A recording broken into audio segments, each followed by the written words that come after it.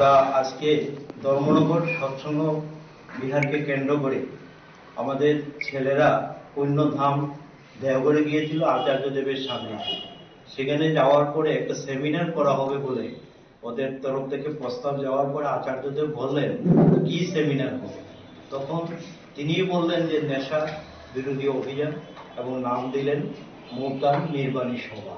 এটাকে কেন্দ্র করে আমরা এখানে এসে যোগাযোগ করার পরে তিনি আবার বিশিষ্ট বক্তা হিসাবে সৎসঙ্গের সহ সম্পাদক শিবানন্দ প্রসাদ দাকে পাঠাচ্ছেন এবং সেই অনুসারে আমরা বিবেকানন্দ স্বাস্থ্য ভবনে আমাদের এই মুলতান নির্বাণী সভার বিশিষ্ট জনেরা ধর্মনগরের বুদ্ধিজীবী এবং প্রশাসনের সর্বস্তরের জনগণ সবাই যোগদান করার জন্য আমরা যত উপযুক্তভাবে চেষ্টা চালিয়ে যাচ্ছি।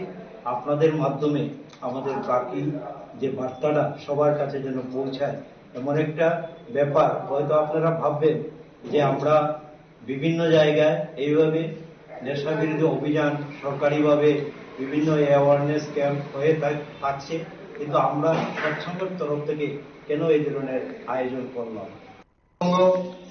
অস্তিত্বের পূজারী সৎসঙ্গ মানুষকে অস্তিত্ব রক্ষার জন্য যা যা প্রয়োজন তাই করতে চায় এবং সৎসঙ্গের ধারক বাহক তিনি হলেন যুগস্রষ্টা পরম দয়াল শ্রী ঠাকুর অনুকূলচন্দ্র। তারই যে বিধান, তারই যে ঐশী বার্তা একটা মানুষকে, এই মানুষটা কিভাবে প্রবৃত্তি মুক্ত হতে পারে, এই মানুষটা কিভাবে তার জীবনকে অনুভব করতে পারে, কিন্তু পরিবেশ থেকে এমন কিছু রসদ পেয়ে যায় তার জীবন অকালে নির্বাপিত হয়ে যায়। বিভিন্ন আনভিটামিন যা ধর্মনগরের অনেক বিশিষ্ট ডাক্তার ইঞ্জিনিয়ার আমাদের চোখের সামনেই তারা অকালে প্রাণ হারিয়েছেন।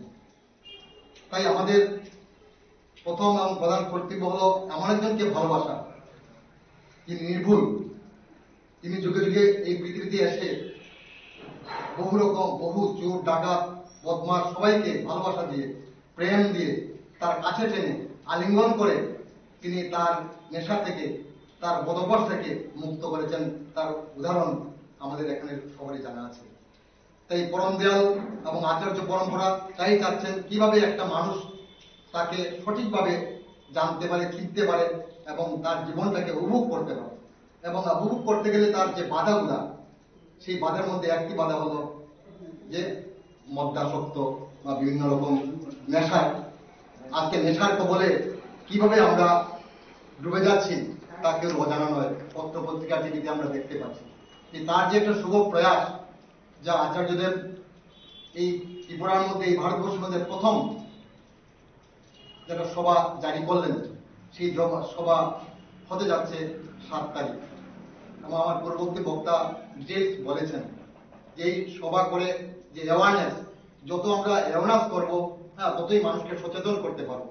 এবং সবচেয়ে বড় জিনিসটা হলো মানুষ যখনই গুরুকেন্দ্রিক হয়, আজকে পূর্ববর্তী বক্তা বলেছেন আমাদের যে পরিবর্তন, আমরা এই সদাচারের পরিবর্তন, খাওয়া দাওয়ার পরিবর্তন, চলাফেরার পরিবর্তন, কথাবার্তার পরিবর্তন একমাত্র গুরুকেন্দ্রিক চলার মাধ্যমে, একমাত্র আচার্য কেন্দ্রিক চলার মাধ্যমে, একমাত্র অনুদান দেওঘরে আসে যাওয়ার মাধ্যমে।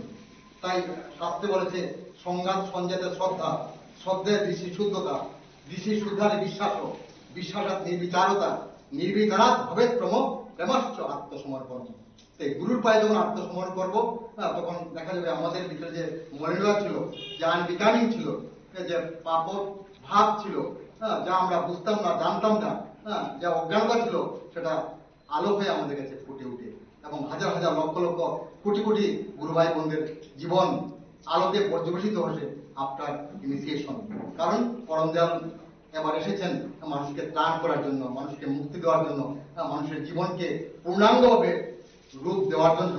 তার এই এবারে 81 বছর লীলা করা, তার জীবদ্দশায় বহু মানুষকে তিনি চোর ডাকাত, সেই পাবনাতে তার যখন যেখানে জন্ম হয়েছিল সেখানে বহু রকম চোর ডাকাতের বাস, তারা যেত তখন অন্য পুলিশ অফিসাররাও যেতেন তার ধর্মীয় কথা শোনার জন্য।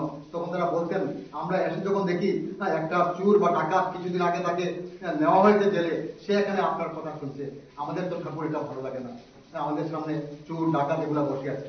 তখন ঠাকুর বলেছিলেন, তারা তো আমার সন্তান, তাদেরকে আমি বলতে পারি না আমার এখান থেকে চলে যাও, কারণ I am the police father of the fallen son. এইভাবে ঠাকুর সবাইকে প্রেম দিয়েছেন। তাই তিনি ক্রমমণ্ডিত হয়ে তার জীবনকে আচার্যের মাধ্যমে আমরা তার ঐশী বিধানগুলো পেয়ে যাচ্ছি। এবং যে শুভ প্রয়াস আপনারা এসেছেন, অশেষ ধন্যবাদ। এই প্রয়াসটা আমার পূর্ববর্তী বক্তব্য বলেছেন, এটা চলতেই থাকবে। এবং কয়েকটা ভাই আমরা গিয়েছিল দেওঘরে, তখন যিনি সেক্রেটারি আসবেন ওনার সাথে কথা বলতে গিয়ে তিনি বলছেন যে তোমরা এমন কয়েকটা মদ্যাসক্ত ফ্যামিলিকে এখানে নিয়ে আসবে যারা তারা ডাইরেক্ট শুনতে পারে যে এটার ব্যাড এফেক্টটা কি। তাই অ্যাওয়ারনেস যত বেশি হবে তত বেশি আমরা ওখান থেকে মুক্ত হবে। এবং গুরুকেন্দ্রিক জীবনের মাধ্যমে, ভালোবাসার জীবনের মধ্যে আমরা অনেক কিছু খেতাম, আমাদের মধ্যে অনেকে সিগারেট খেতেন, মদ খেতেন, আমিষ খেতেন, কিন্তু ঠাকুরকে ভালোবেসে, পরম দেওয়াকে ভালোবেসে, তার প্রতি টান হওয়াতে দেখা যায় তিনি যা বলেছেন, মাছ মাংস খাস নেয়, পেঁয়াজ রসুন মাদক চা, আমিষের বিধান উত্তেজিত অযথাভাবে জর্জরিত, এই যে গাইডলাইন গুলো দিয়েছেন, ওই গাইডকে সামনে রেখে তখন আমরা চলি, তখন আমাদের ভিতরটা একটা অ্যাওয়ারনেস আসে যে আমরা তো সঠিক করছি না। তাই সঠিক করার জন্য তিনি যে প্রয়াস নিয়েছেন, আমাদের যে পরম্পরা, সেই প্রয়াসকে আপনারাও সৌভাগ্য জানিয়েছেন, এর জন্য অশেষ আপনাদের ধন্যবাদ। A man-making institute সৎসঙ্গ শুধু ধর্ম নিয়ে আলোচনা করে না, ধর্মীয় কোনো প্ল্যাটফর্ম এটা নয়, সৎসঙ্গটা নয়। ধর্মের সাথে সমাজ ব্যবস্থাটা অঙ্গাঙ্গিভাবে যুক্ত। আমাদের পরম দয়াল শ্রী শ্রী ঠাকুর একটা মানুষের জন্য তিনি বলেছেন একটা সাম্রাজ্য তিনি ত্যাগ করতে পারবেন, এবং প্রতিটা মানুষের জন্য তিনি সারাটা জীবন ৮১ বৎসর তিনি এই ধরাধামে থেকে জীবন্ত অবস্থায় মানুষের জন্য করেছেন, ইভেন জীব জন্তুর জন্য তিনি করেছেন। তাই আমরা আজকের যে সমাজ ব্যবস্থাটা, সেই সমাজ ব্যবস্থাটায় আমরা কি দেখছি? সমাজ ব্যবস্থাটায় দেখছি আজকে যে যেরকম 14 থেকে 30 বছরের ছেলেরা এবং মেয়েরা নেশার মধ্যে আবদ্ধ হচ্ছে, কারণ তাদের শিক্ষিত হয়ে তাদের সেরকম কর্মক্ষমতা তারা কোথায় নিয়োজিত করবে, তাই তারা নেশার মধ্যে যুক্ত হচ্ছে। আমরা সৎসঙ্গের এই প্ল্যাটফর্মে লক্ষ লক্ষ ছেলেরা আজকে এই নেশাকে বর্জন করে এবং আমিষ আহার মানে বর্জন করে নিরামিষকে জীবনে গ্রহণ করেছে। করে দেখা যায় আজকে লক্ষ লক্ষ ছেলেরা সৎসঙ্গের মধ্যে এমন একটা প্ল্যাটফর্ম তৈরি করেছে যেটা এই সমাজ ব্যবস্থা দেখে স্তম্ভিত হয়ে যাচ্ছে। আমরা কিছুদিন আগে আমাদের ধর্মনগরের ডিএম মহোদয়ের কাছে গিয়েছিলাম, তখন তিনি খুব সুন্দর একটা কথা বলেছেন। তিনি সবসময় হাসি মুখে থাকেন, তো তিনি সৎসঙ্গের কথা বলার সাথে সাথে তিনি হাসি মুখে আমাদেরকে বললেন যে সৎসঙ্গ তো সমাজের জন্য সবসময় কাজ করে যায়। আমি দেখেছি বিভিন্ন জায়গাতে ফ্লাড এফেক্টেড এরিয়া বা বিভিন্ন এরিয়াতে এই সৎসঙ্গ প্রথমেই এগিয়ে যায়। আমরা আজকের এই সমাজ ব্যবস্থায় এই ছেলেদের এবং মেয়েদের সুষ্ঠু পথে যাওয়ার যে প্রয়াস আমাদের প্রধান আচার্যদেব তিনি ইচ্ছা প্রকাশ করেছেন যে একটা সভা কর। এই সভা করার উদ্দেশ্যকে তিনি একদম বিস্তরভাবে বলেছেন যে আমাদের 7 তারিখ থেকে এই সভার সূচনা। আমরা টাউন হলে এই সভার সূচনাটা হবে 7 তারিখ। তিনি বলছেন যতদিন পর্যন্ত সমাজ ব্যবস্থাটা একটা জায়গায় গিয়ে না পৌঁছেছে ততদিন পর্যন্ত সৎসঙ্গে এই লড়াই করে যাবে। এবং এইটা হচ্ছে শুরুয়াতের দিনটা হচ্ছে 7 সেপ্টেম্বর। আমরা ওই দিনটা ধর্মনগরে আচার্যদেবের নির্দেশে আশীর্বাদে আমরা সে ব্যবস্থাপনা করার জন্য উদ্যত হয়েছে। আমাদের ছেলেরা দিনরাত একাকার করে প্রশাসনিক সামাজিক সমস্ত ব্যবস্থাপনা এবং ধর্মনগরে অন্তত যতগুলো ধর্মীয় প্রতিষ্ঠান আছে, ব্যবসায়িক প্রতিষ্ঠান আছে, আমরা সবাইকে এটার মধ্যে ইনক্লুড করতে চেয়েছি এবং করেছি আমরা। আমরা সবার কাছে কাছে চিঠি পৌঁছে দিয়েছি এবং সবাই আমাদের আশ্বাস দিয়েছেন যে সবাই উপস্থিত থাকবেন। আমরা আপনাদের প্রেসকে বলতে চাই একটি কথা, প্রেস হচ্ছে একটা এমন একটা সেতু, যে সেতুটা হচ্ছে আমি এপারে থাকলে আরেক পারে যে লোকটা থাকবে, এই প্রেস হচ্ছে এই মিডিলে সেতু বন্ধন করে দেয়। তাই আপনাদের কাছে আমার একটা বিনম্র আবেদন এবং নিবেদন, আপনারা আমাদের এই প্রয়াসটাকে আপনারা যতটুকু পারেন আপনারা প্রচার প্রসারের মাধ্যমে সমাজের একদম নিম্ন স্তর থেকে সমাজের একদম হায়ার কোয়ালিটিফাইড মানুষের কাছে এই সমাজ ব্যবস্থাটা পৌঁছে দেন। এটা আপনাদের দ্বারাই সম্ভব।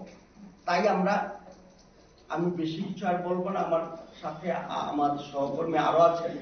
আমি আপনাদেরকে অশেষ অশেষ ধন্যবাদ জানাই, আমাদের সৎসঙ্গের তরফ থেকে ধন্যবাদ জানাই আপনাদের এই প্রয়াসকে। আপনি যে বললেন মোতার নির্বাচনী সভা, এটা কি ধর্মনগর ছাড়া প্রথম সৎসঙ্গের ভারতবর্ষের মধ্যে এই প্রথম ধর্মনগরে হচ্ছে। আগামী দিনে কি কর্মসূচি থাকবে? হ্যাঁ, তিনি বলছেন 7 সেপ্টেম্বর থেকে শুরুয়াত সেটা তিনি বলছেন, আচার্যদেব বলছেন, এবং আমাদের বলছেন এই 7 সেপ্টেম্বর অনুষ্ঠান করেই যাতে আমরা নীরবে বসে না থাকি, আমরা এই প্রয়াসটা যাতে চালিয়ে যাই। তাই আমাদের বিশিষ্ট বক্তা হিসাবে আমাদের সৎসঙ্গের অ্যাসিস্ট্যান্ট সেক্রেটারি শিবানন্দ প্রসাদ দা আসছেন ধর্মনগরে। তিনি বিশাল বড় একটা ফিগার, আপনারা আসলেই দেখবেন, এবং তিনি 8টা ভাষা তার একদম থ্রোলি তিনি কথা বলতে পারেন। তিনি আসছেন, তিনি প্রধান বক্তা। আচার্যদেব দয়া করে উনাকে পাঠাচ্ছেন। আমাদের সাথে ডক্টর আছেন আগরতলা রাজেশ চৌধুরী দা, এবং আমাদের এই বিশ্বজিৎ সাহাদা আছেন এনআইটির প্রফেসর, উনারা থাকছেন। আর প্রদীপ প্রজ্বলনের মাধ্যমে আমরা এই প্রোগ্রামটা শুরুয়াত করব আমাদের ডিএম মহাদয়া। হ্যাঁ, আপনারা সবাই সেখানে উপস্থিত থাকবেন। আপনাদের ঐকান্তিক প্রচেষ্টা, আমি আপনাদেরকে অশেষ অশেষ ধন্যবাদ জানাই।